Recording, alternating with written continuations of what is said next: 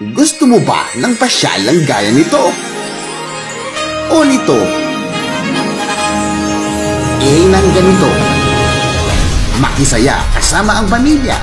O kaya naman ang buong barkada.